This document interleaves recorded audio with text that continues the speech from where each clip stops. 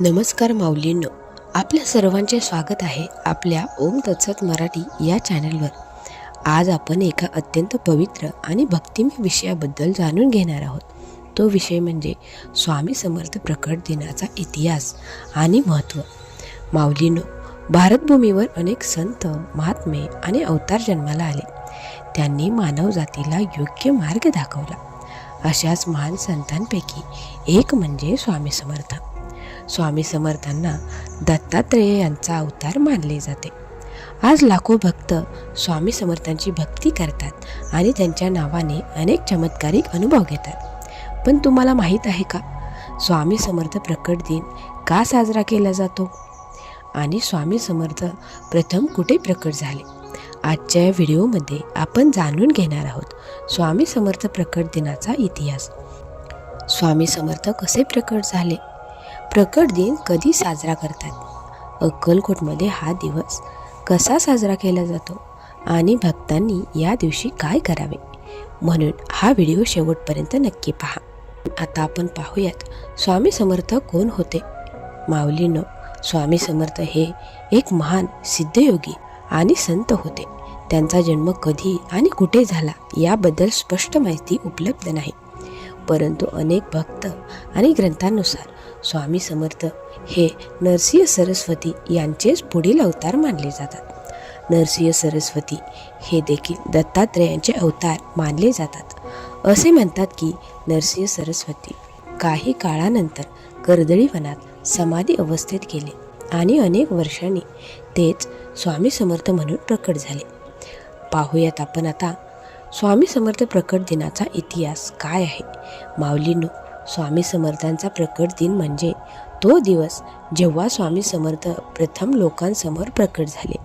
इतिहासानुसार स्वामी समर्थ प्रथम अक्कलकोट या ठिकाणी प्रकट झाले. अक्कलकोट हे आज स्वामी समर्थांचे मुख्य तीर्थक्षेत्र मानले जाते.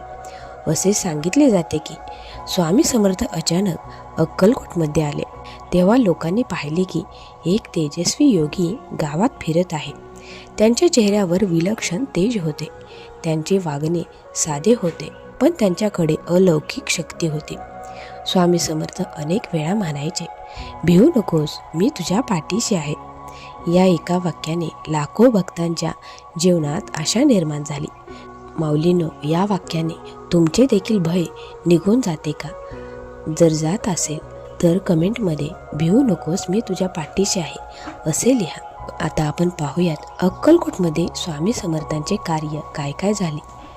माऊलींनो, स्वामी समर्थ अक्कलकोटमध्ये अनेक वर्षे राहिले. तेथे त्यांनी हजारो भक्तांना मार्गदर्शन केले.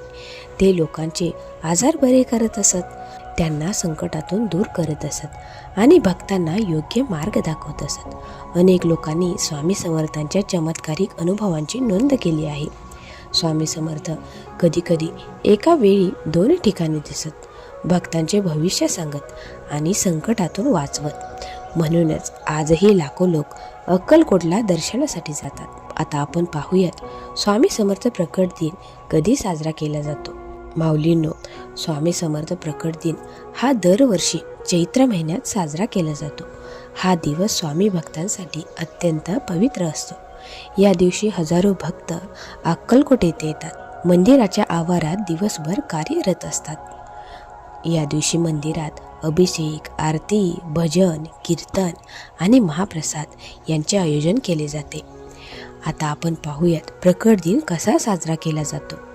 या दिवशी भक्त विशेष पूजा करतात. मुख्य कार्यक्रम असे असतात: काकड आरती, स्वामींचा अभिषेक, पालखी सोहळा, भजन आणि कीर्तन, महाप्रसाद. अनेक भक्त त्या दिवशी उपवास करतात, स्वामी समर्थांचा जप करतात आणि स्वामी चरित्र वाचतात. विशेषतः श्री स्वामी समर्थ चरित्र हे ग्रंथ वाचले जातात. माऊलींनो, जर तुम्हाला देखील हा ग्रंथ वाचायचा असेल किंवा ऐकायचा असेल तर त्याची लिंक मी कमेंटमध्ये दिलेली आहे. आता आपण पाहूयात या दिवशी भक्तांनी काय करावे बरं. स्वामी समर्थ प्रकट दिनी भक्तांनी काही गोष्टी नक्की कराव्यात. सकाळी लवकर उठावे, घरात स्वामींची पूजा करावी, श्री स्वामी समर्थ या मंत्राचा जप करावा, गरिबांना अन्नदान करावे,